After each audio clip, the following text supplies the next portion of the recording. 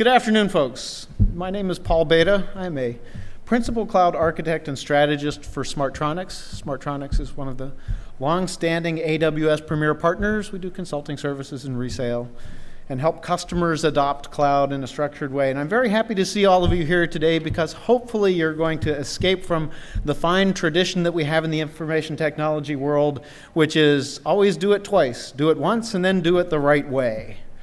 And so whether that was PCs which made their way into the marketplace, or the great SharePoint adventures of 2007, or the early days of Amazon Web Services. I worked with Rodney with AWS back in 2013. And so when it was new, folks would come up to me and say, can you tell me all the stuff that my organization has in Amazon Web Services?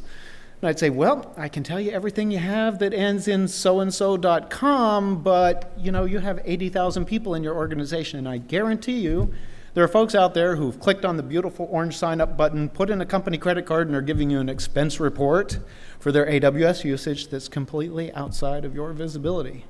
And you just see their faces go pale, right? It's like, God only knows what they have out there, and if they've even put a password on it, my company information is going to be gone before I can get back to my office and fire them. And so what we decided was that we actually needed a very structured process, right? Begin with the end in mind. And so what Amazon Web Services has and what Smartronix helps deliver is a structured framework for the adoption of cloud services.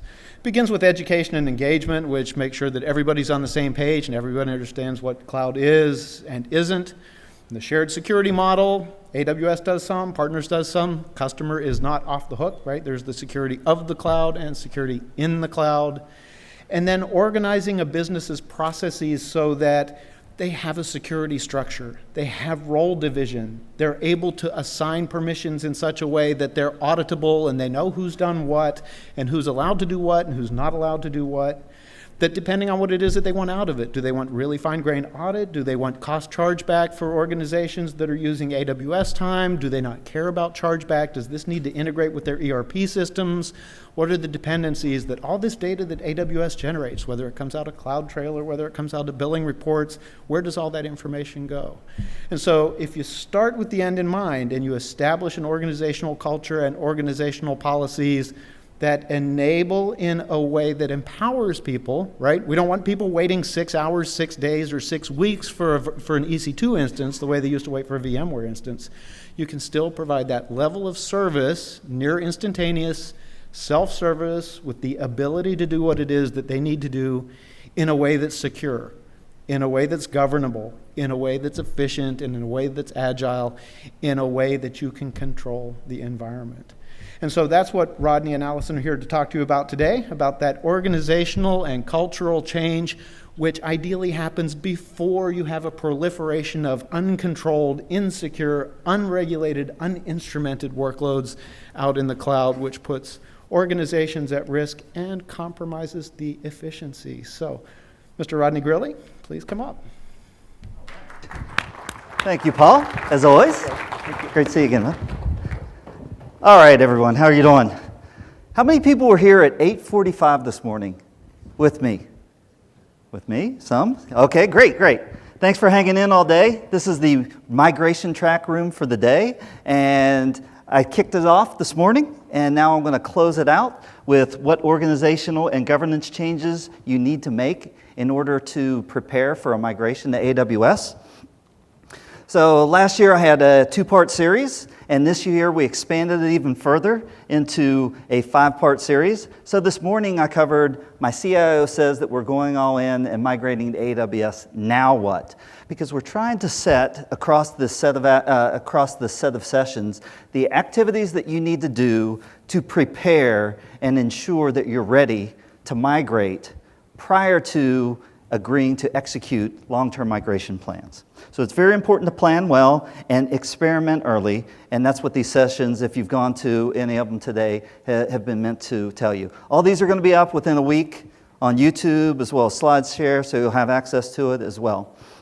Now, I'm also here today, and I'm really pleased to have Allison Robinson, who is the Deputy CIO from the University of Maryland, so she can tell her story about how University of Maryland has gone through their transition to AWS as well.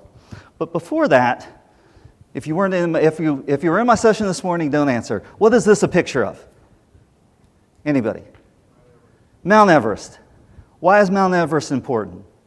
This is you, and imagine yourself at the base camp at Mount Everest, at the South Base Camp, looking up at this beautiful mountain peak. It looks beautiful, right? It looks so close you could almost touch it. But just imagine that, and the story I told this morning is, my CIO just came back from this mission to Mount Everest, and he was so inspired that he came back, and you, as his most trusted advisor, said, I want our entire organization to feel the same experience. Now look how close it is. It seems like I could touch it, but guess what? It is not that easy.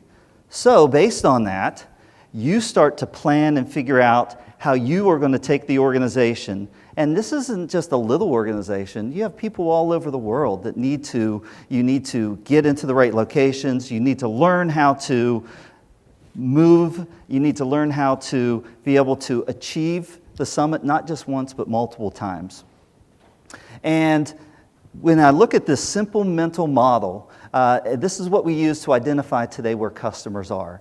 The four phases of adoption are project, where you're just cutting your teeth, you're trying to understand if AWS or the cloud is right for you. After that, you get a number of wins, and once you've learned enough, you start to move in the foundational phase. Well, this does make sense, so maybe I want to move an application into production. But wait, I have incident and change and problem and config, all these management IT operational capabilities that I need to start extending to support operations in my data center as well as in AWS. And then you get to the migration phase. You're operationally ready, you're running production workloads, and now that's typically when you would expect somebody to say, okay, let's go all in. I want to shut down my data center in 6 months. I want to be able to not renew my lease on my hardware for my network and storage and compute. But guess what? We've heard from customers almost consistently over the last 18 months. Their CIOs are asking them to go all in. Where do you think they are right now on this adoption model? They're down in project, maybe touching in the foundation. They haven't extended fully their operational capabilities and they aren't ready. And so what do you think we tell them? Wait, stop. You've got 4 to 6 months worth of work that you need to do before you could ever sign up with confidence that you could shut down that data center in 9 months or a year. This is work that you just can't discount, and you're not ready yet. And so we've told customers this so consistently that we wrapped it into a 3-phase journey to help them accelerate and ensure that they're proactive in addressing these concerns. The first part is a readiness assessment. We have our cloud adoption framework that is broken down into 6 perspectives, and you need to understand where you are. If you're getting ready to climb the mountain and you have a core team, maybe some of the members of your team have gone to the gym and they've climbed the rock wall. Maybe other ones have actually gone to Colorado and they've climbed smaller mountains. So you have different levels of skills and competencies. But how do you know where they're at? You need to assess where people are, you need to assess where your organization is, and you need to assess where your operational capabilities are before you run off and start trying to charge the mountain. Based on those learnings, we then help you put together a readiness and planning project so you can experiment and learn and actually take workloads and move them prior to making long-term commitments to your business and executives. And once you get all that validation, within 4 to 6 months, it doesn't seem like a long time. It used to take customers 18 months plus to learn these things and do long-term transformation. We're trying to commoditize the transformation and make it fit in a way that you can, in less than a year, hopefully less than 6 months, be ready to operate production workloads in AWS so you can take on substantial migrations. And then after that, your migration is pretty much executing a factory. You've got the skills and competencies and everything. So for readiness assessment, that first part of that 3-phase journey, on the left, you can see that there's the business, people, governance, platform, security, and operations. There's 63 questions total that we ask you. Within a month time frame, we look at these 63 questions. Specifically, there's 10 questions around people and 8 questions around governance. that's specific to this topic that we're covering now. Based on that, we help you score yourself. We give you a red, yellow, green around different competency areas. And now we understand where you're at.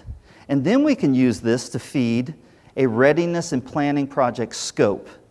There's 8 work streams that you see across the bottom. Our goal is within 16 weeks to have you migrate 5 applications to build out your landing zone or your platform capability in AWS, extend your network into AWS, address security and compliance concerns, do discovery and analysis of those 5 core applications, extend your operational capabilities where you would feel comfortable operating apps in production, and then going through a migration process. And based on this, in 16 weeks, you now have real validation about what it takes to run applications in AWS. You understand what it costs your organization to actually migrate them, because your organization is different than the next organization. So why build 3-year plans and cost models based on some industry numbers when you could do it in 4 to 6 months based on your real numbers that it really takes your organization? So that's our goal. Now we're going to drill into 2 topic areas, planning and people skills and organization. So for the people skills and organization work stream, like I said, all these are executing in parallel. You're using an agile approach. So my second session last year was using agile techniques to accelerate mass migration. So you need to dedicate resources, and you have to have that dedicated core team that is going to become your leaders in helping your entire organization move. Now, when I'm talking about climbing Mount Everest, what do you use when you go? If you're going to go and climb Mount Everest, you want to get experts, right? So typically you're going to get Sherpas, and they understand, they live in the mountains, they understand how to take people up to the summit. And so you want to learn from them. They're just like professional services and partners. You want to bring in the resources that have done this before at scale for a large number of customers, so you don't have to learn from your own mistakes. You can learn from others, thus further accelerating it. You want to understand your current and target state operating model. Today you have people that do storage, you have people that focus on networking only, you have people that focus on systems engineering. In a cloud model, typically we're promoting customers that have product teams or core teams that are more product-centric, right? I have a mix of skills, both people with security, risk, and compliance, as well as development skills, as well as operational skills, together to own the platform. So think of your platform just like an AWS service offering, and you can build this poly-skilled team to both develop and operate and maintain the platform over time. That's that transformation light side of it. Also, you're going to ask people to do things that they haven't done before. And you want to create an environment that is easy for them to be able to learn and grow and not feel like, oh my God, I'm going to lose my job, I don't have the right skills. So when I talk about individual learning pathways, you have current skills and competencies today. Maybe you're a Windows administrator, and you're being asked to develop infrastructure as code, to deliver virtual private clouds and EC2 instances and security groups.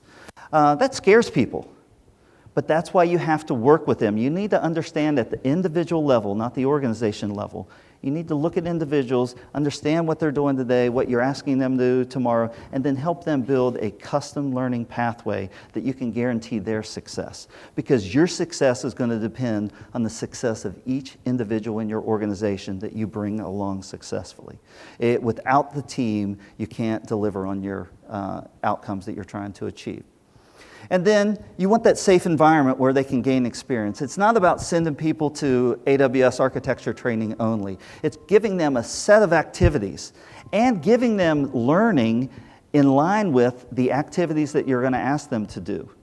So if you go and migrate 5 applications, the first team that's going to migrate the first app should get trained. And then what we do from a pro server or a partner perspective is give them pair programming. We're sitting with them, taking CloudFormation scripts from our NIST or our compliance accelerators. We're letting them develop them and modify them, but we're there giving them the safety net to make sure what they're doing is correct.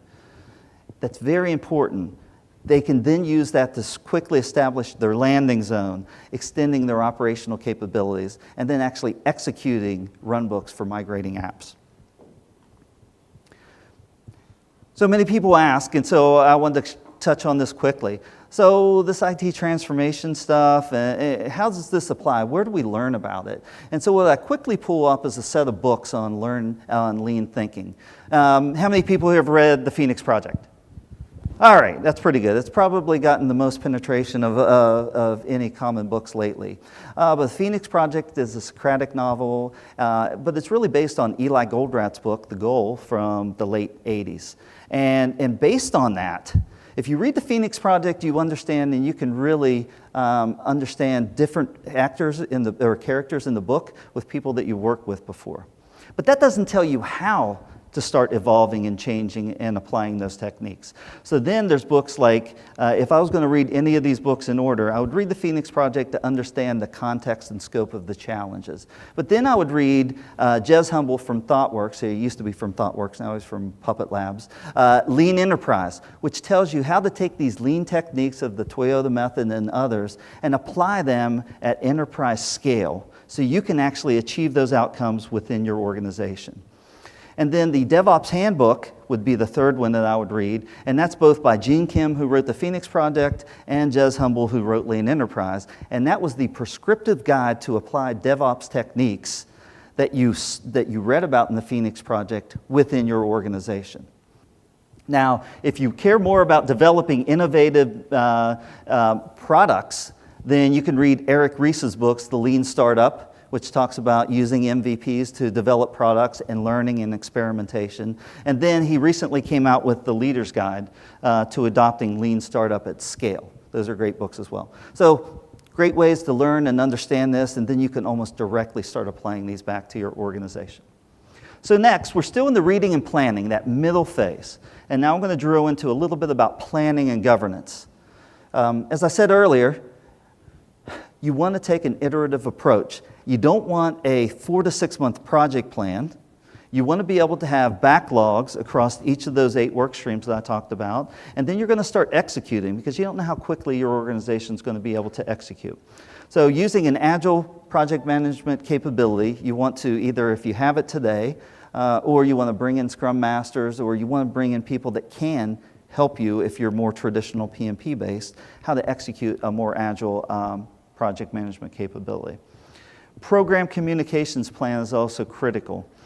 How can you make a major transformative change to an organization without getting buy-in broadly across your organization? You already have missions for many of your organizations, and then you have visions about how you want to change or what you want to be in the future. You need to communicate these things very broadly and document them, because every decision that all your staff make every single day should be based on and aligned with your mission and vision. And the only way for them to align with it is to constantly be seeing it and reviewing it and understanding it. Next is collaborative knowledge base. So the customer that I was working with this morning that presented with me as well was the National Gallery of Arts.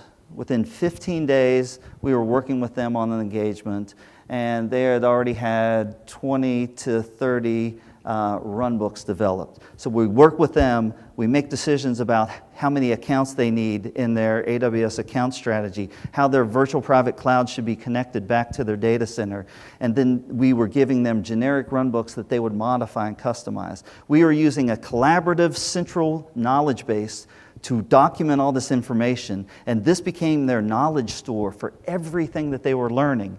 And then about 2 weeks into this, a new employee came on board, and we were able to let them quickly go through and learn and execute some of those run books to learn. There's enough complexity and there's enough information when you start to move to the cloud that you need to document these things. These are things that you should have already documented internally for managing your own IT operations, but many customers don't. So now we're trying to get you in the right footing for documenting this going forward. And then lastly, there's those migration plans that you do in this track. For those 5 applications, I want to discover what my application does today. I want to assess it across the 6 R's. Am I just going to rehost it? Am I going to re-platform it and make some improvements? Or am I going to take longer and actually go through and refactor it and maybe bring in the developers to make changes? All these decisions are going to be based on your business drivers and your business deadlines. If you're shutting down the data center in 90 days, guess what? You can't do a lot of refactoring. But we can help you build a decision tree to, no matter what your business decisions are and whatever dates you have, you can align the way you migrate workloads to align with those larger business goals and IT goals. So that gets us to the 3rd phase. You've done all this work, you've migrated applications, you know what your organization is going to take to do it. You can now revise your business case. You can now come up with a detailed migration plan.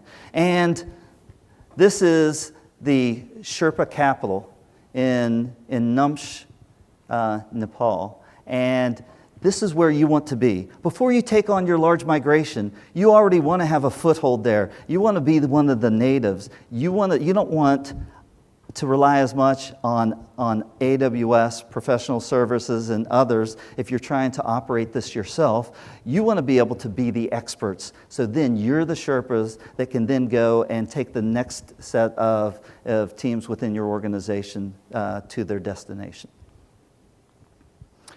So with that, I am proud to ask Allison to come up and talk about her journey.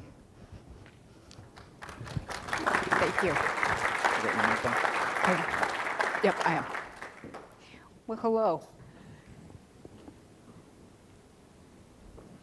So this is our overall strategy at the University of Maryland, is to have 0 square foot data center space. And we're doing that by AWS first, and whatever cannot go there is co-location. So we have research assets that are going to need to be in a co-location facility. We still have a mainframe around, so that's going to go to a co-location facility. But other than that, most all of our things will eventually end up at AWS.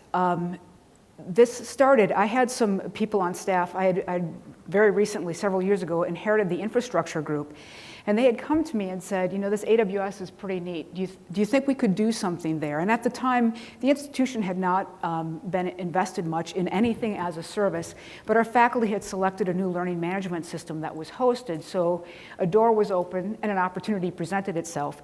And I was inherently interested in what they had to offer, because the 4 data centers we have, the best one of them is a leased facility. So we were not in very good shape with our data centers, and it was something that was going to have to be addressed. And some of the things that needed to be addressed have been years in the need to address, so I knew a traditional way of resolving them was not going to happen. So I said, well, what do you propose we put at AWS? What do you want to try? And they said, our web environment. And I thought to myself, put the web on the web. There can't be too much resistance to that, right? So we really just spelled out to everyone what this project was all about and what we were going to do, so everyone could know what we were doing, being completely transparent, what security wanted to know, what they wanted to put into it. And we signed off on that. We actually ended up going there very rapidly to remediate a security concern. And so that was actually our practice environment. It did not become our eventual, I call it our virtual data center. It continued to exist. It still does. We're moving the environment out into our final data center area at AWS. So that started in earnest 1.5 years ago. And we think in terms of people, process, tools, and data. When you implement a new system, a system is people, process, tools, data. Oftentimes people take the noun of what you're implementing and call that a system, but that's just the tool. So when it comes to AWS, we look through the lens of what do we need to know about people, process, tools, and data to be able to implement AWS. And the technical people involved are really, really good at the technical part of this, but I was very concerned about, did we have the expertise to be able to address what people needed to know, the processes that we needed to handle, and the behaviors around the data. And the CIO and I talked about this, and I really recommended that we do the transformation engagement. And specifically, what I'm here speaking about today is the people and the governance part of it. The billing, the account structures that you put up, and being able to build grants to make sure you're in federal compliance, and having it's so important, and it was not fair to ask people to learn that on top of all the technical things. So we went ahead and did this transformation engagement to ensure that success, and making sure that that documentation that Rodney had just mentioned was occurring. We could learn from past lessons and not let that happen again. So on the left side, it's pretty much the infrastructure that's in place, and on the right side is where our applications and services are. And those numbers change daily, but that's the last time I counted where we were. So to begin this transition, I had a new CIO start right after we had this plan for the web environment, and I said to him, it's Everest, let's climb it. And he was all about that too. So I was not getting far beyond that initial environment until we had the CIO that was on board with me to do this. And his advocacy was, I could tell you, I got nowhere without it before him. And I was able to move it forward because he was there. So that was really, really important to this. We had to make some organizational changes. We were structured very differently. We needed to look differently to be able to operate in a DevOps environment. And of course, anytime that kind of change happens, it impacts your culture. We'll go into those a little bit before. The CIO was in a town hall, and he said to the organization, if you're willing to relearn, I'm willing to train you. And really, you are gold as an employee when you're willing to learn. So we promised that to people up front. And then we also, the Cloud Core team, they're called Center of Excellence. On rough days, I'd call it, can it just be Center of Good Enough? But they emerged. I didn't tag people as you're now in the Center of Excellence. They were doing excellent work and formed it and became leaders on this. And I, see here? There's one person on my staff that he's respected by all. And when he got it and said, this is cool, it really, really broke through the fear of change. So he's a key person in our Center of Excellence. I want to share with you what our organization looked like when I started at the University of Maryland. Division of IT had 6 departments, as it were, and each department would plan their projects, they would build their projects, and they would run. And sometimes it was a department, and sometimes it was a person. At its base, people come to IT for 3 things. They want a service we provide, they need help with the service that they're using, or they have an idea for a new service. At the end of the day, most anything they come to us goes into one of those 3 areas. So what you had was our customers were having to navigate our organization for projects themselves. What would end up happening was that was really inefficient. There would be delays. We couldn't be agile. So let's say you started a project with networking and it was going great, but all of a sudden they needed something from security, and security had no idea that networking was working with another group to do this, and all of a sudden you had resources, but we don't have those resources, and on and on and on. We've all experienced it because everybody was doing their own version of plan, build, and run. It was not going to function how we need to function. So we actually, there are a whole lot of things that we'll do. I'm going to 3 high level. I created a template. Every employee in the division wrote down the tasks that they do, the percent time spent on task in an average 40-hour week, and did they consider it a plan task, a build task, or a run task? Completely self-identified. We tried to define what those terms were. We answered questions when they came up. Because this had a practical task. When we reorged, we needed to understand how many FTE we needed to have in each area to be able to make sure the workload was covered. Interestingly enough, we did not have enough of 1 FTE in plan. So if I had to do over on a whole reorg, I would have gone much faster on service strategy, on the planning, because it is the headwaters to everything that you do. So that was very practical to be able to make sure we reorganized people the way they needed to be reorganized. But what I didn't realize it was doing was actually contextualizing people for working in a new environment. They started to understand what they did and where it would fit in a new organization. So then, just like magic, we reorganized. Yeah, I wish. This is what we looked like when we got done. And this is very ITSM. Information Technology Service Management. We had a plan group. Well, we had a group form that was responsible for plan. We had a little hiring to do. We had a build group, or our engineering group, and then we have a run group, or our operational group. And We now had that front door to services right through operation or assistance with services right in the operations group. You didn't have to know that person anymore to get help. And request a new service, our tool to assist us with this. So we have the tool that we have to assist us with all of this and does our processes and automations is called ServiceNow. And so if you have an idea, you can go to ServiceNow and submit your idea. If it goes through the university governance to become a project, it moves into project management, which is in ServiceNow. And when the project finishes and becomes a service, it moves into operations and is available in our service catalog. We have operations, DevOps comes together to build things.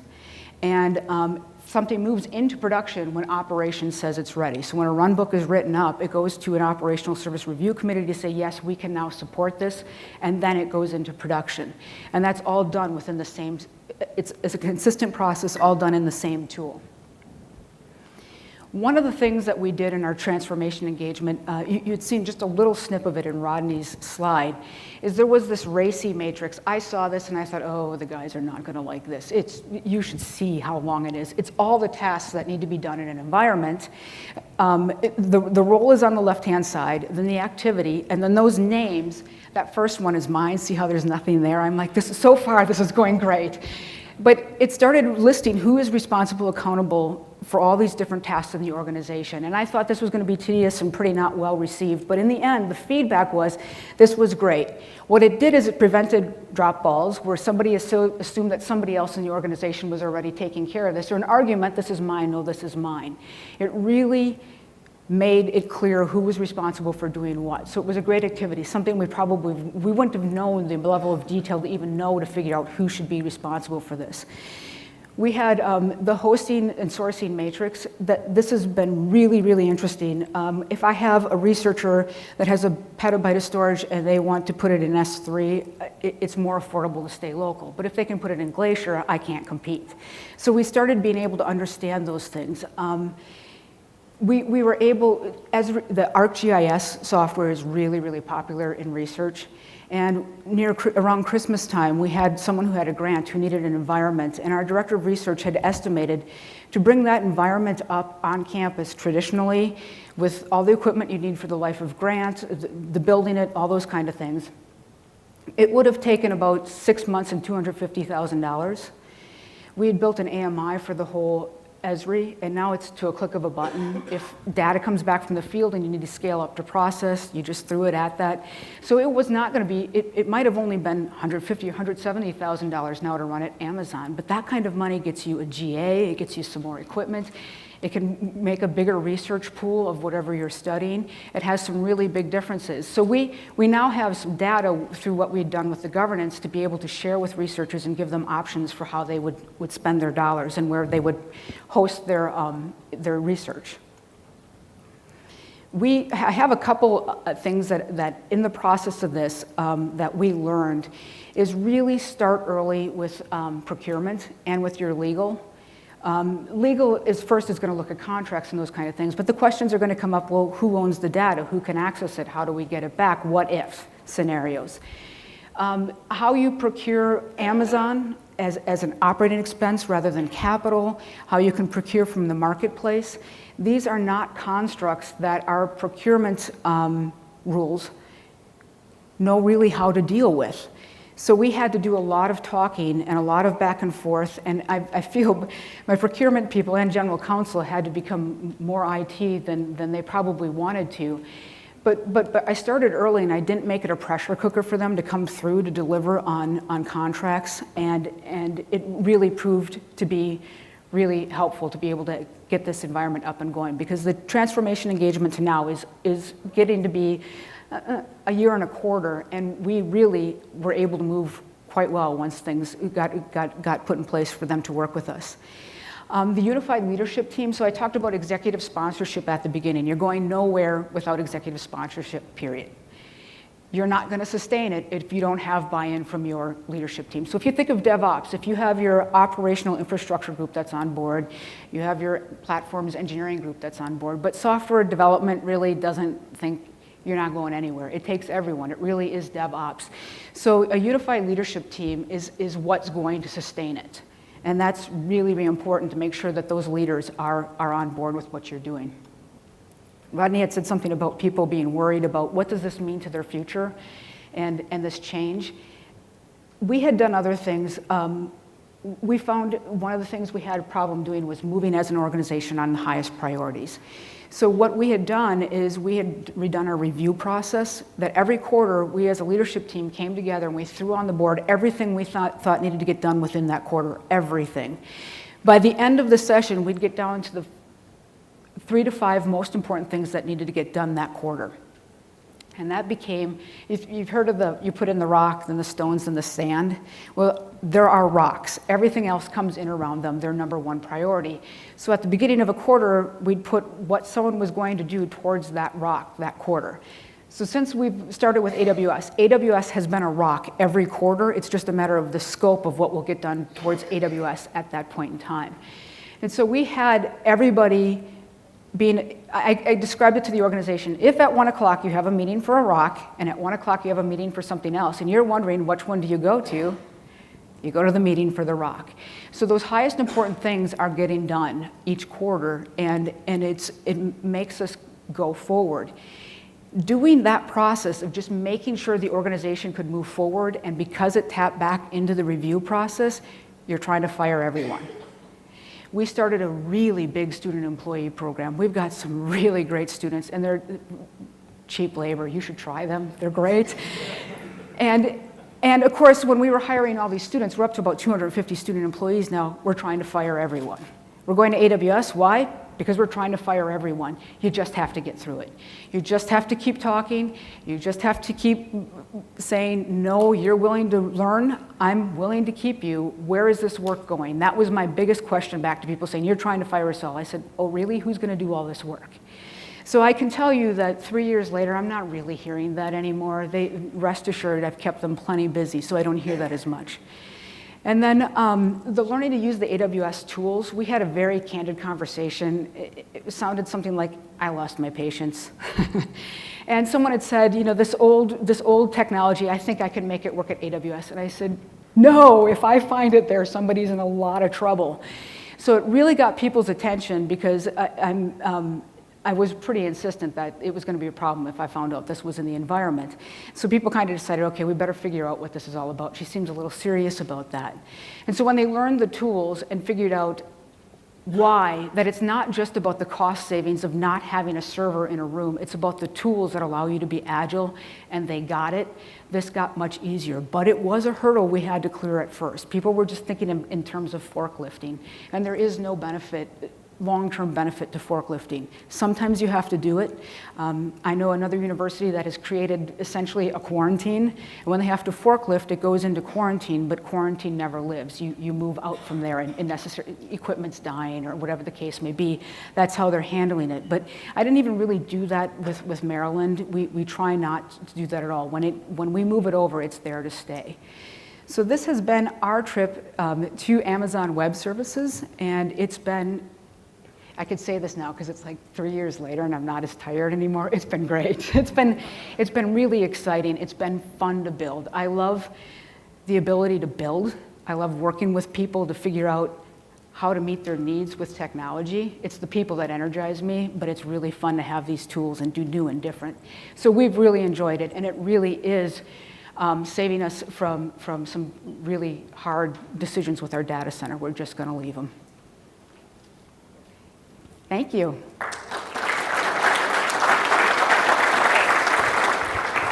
Thank you, Allison. So now we still have time for Q&A, and also make sure if you have the forms, fill them out, give us feedback. Next year we want to come back with even a stronger transformation and migration track, but we need your feedback to know where to take that. So questions? Do we have a mic going around, or?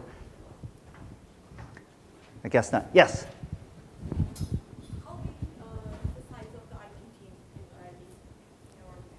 The central IT organization, we have about 250 FTE, and then we have 200, 250 students given time of year. Now, some of them, our classroom support, for example, there's one full-time person who manages 50 students who run out if the projector won't turn on, or that kind of stuff. So it's not like they all are in an AWS environment with us. Questions?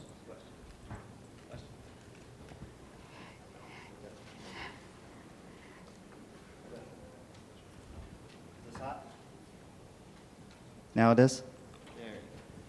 Hi.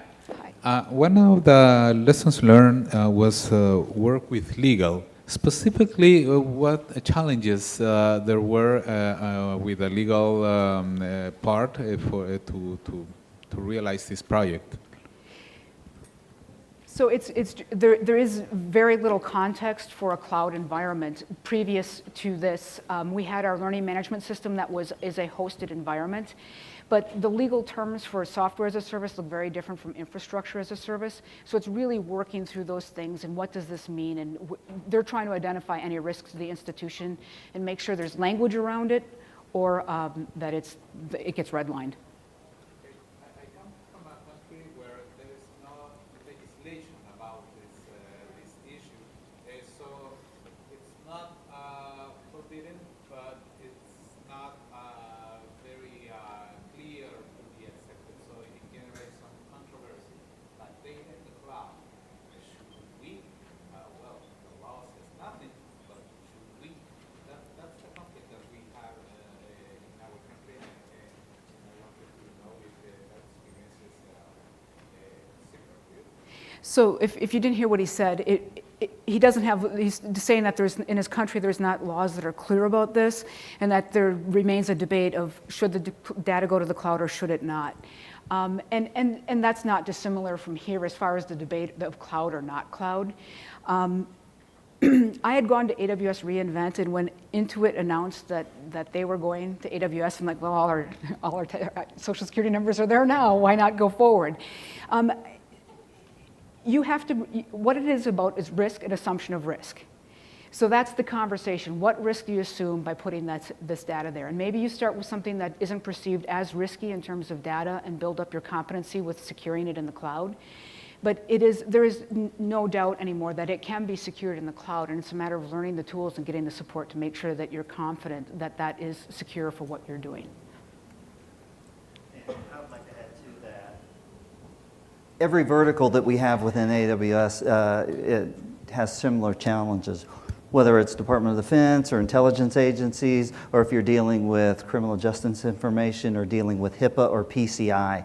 And so each of those industries has had to work through this and evolve over time. And then that also applies to you, to your point, within individual countries. So that's something that you need to work with. And early on, as Allison said, those are long lead time items, so you need to start early and start working towards it.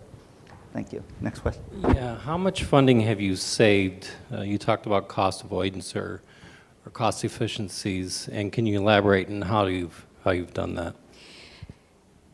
So do I have documentation from our transformation engagement where this is laid out in charts and graphs? Yes, I do.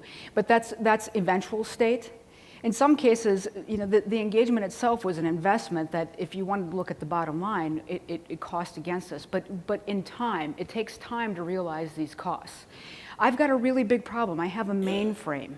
Until that mainframe is gone, I've got significant costs. So on-prem is always going to look more expensive because not only is it a mainframe, it's a CA ideal COBOL. You just pay even more to have a mainframe. So my costing really doesn't relate to most people, but it was significant savings over time getting the mainframe out of the environment. Thank you. We got another minute or two. Marty Rogers, step on up. First, I want to say that your host is a dashing and charming young man, and I'm really excited that I could participate. In all honesty, though, when you talk about the transformation of the organization, and you talked about the retooling of the individuals and getting those poly-skilled people, did that change the organizational hierarchy? I mean, how did you bring the infrastructure and the other folks together and get them to get in those collaborative teams, and what was the impact of that? They all reported to me. No, I know. Well, they all do. I mean, I have a similar problem where I've got multiple groups, right? But I've got network groups and development groups, security groups, and it's very siloed, right? So how do I twist that 90 degrees? It's extremely siloed. And so part of that whole activity of people going through, the CIO would get up in a town hall and give the vision, right? And then I'd come in, and people would chew through that and all the questions, and I'd come back through the next meeting and I'd say, okay, remember when Eric said this? This is how we're going to do it. so people understood contextually why there was a service review committee. There were really hard feelings in the organization. You remember the reading the redbirds, the bluebirds, the blackbirds? Well, that's what DevOps was turning into. The redbirds are engineers. Like, no, people, I can hire out engineers. Operations is what stays. And of course, then I'm getting rid of everyone's job. I'm like, no. Sometimes you can't win.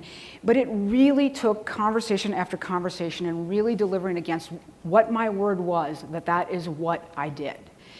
And really that process of identifying what you do, is it a build, is it a run? Because no one was doing plan by definition of what the service strategy. They started recognizing that this would be different. Now, I've also, along the way, there were some people, did my retirements go up? Yes. Did some people select to go elsewhere? Yes. Did I fall off a couple Christmas card lists? I think so. But in time, as we've gotten through this and people have changed to some new blood to this, where you have the opportunity to post a job position and ask for this. I had one person in particular that came into the network area and really just changed the dynamics of he single-handedly, by reaching out and talking to people to get things done, did more to drive DevOps forward in 6 months than I had done in a year previous to his engagement. So sometimes it just takes different involvement of people as well. But it gets tiring and you just got to keep pushing. Through the hardest part of this, I spent half my time with my head down pushing and the other half pulling. It was pretty exhausting, but they are a team. I can step away from so much more. I remember Direct Connects. I was so too involved in setting up Direct Connects, but we had to push and push and push. And as we went through things with, especially the engagement, because there was some expertise there was access to some help that we needed, they got it. The foundation is there. If I go out the door, this continues. So it's really just supporting people all the way through and being consistent in what you said, but an activity where they identified their work and where their work would align in a new organization. I didn't know I was doing it, but that's what it did, and it really helped people through. Hi, two-part question. Can you talk a little bit about how you sequenced the migration of your applications to the cloud, whether there were priorities or parameters or any? And did you meet any resistance within the organization for like stakeholders that were, key stakeholders for certain applications? And then the second one, real quickly, did you sort of back priority any sensitive data? I mean, did you have to overcome any concerns about highly PII data, that sort of thing, going to the cloud within University of Maryland? So for the sensitive data, the prioritization overall, when we went through the transformation engagement, there's applications they assist you to move. Rodney had talked about that. And frankly, after that, we took a lot of low-hanging fruit just to gain momentum, to get practice and get momentum. And so some of our more sensitive data would be around our data warehouse, that we actually have the provost and the CIO came together to sponsor a new decision support environment that is being built from the ground up, just completely built new in Redshift. So I haven't had to trip across that yet because that environment is still being built. And once it's ready to go and start moving data over, then we'll have a lot more of the secure data first in things to do, but we haven't had to do that yet. We've had plenty of things to move to this point. When we're there, we've done this foundational work to essentially build our data center. It won't be an issue. Okay. Hello. Hi. I'd like to revisit that reorganization discussion, where you had 6 siloed areas. Each presumably with their own managers, their own team leads, all of that sort of thing, and you're reduced to just 3. What did you do with those leads? How are you able to move those people around?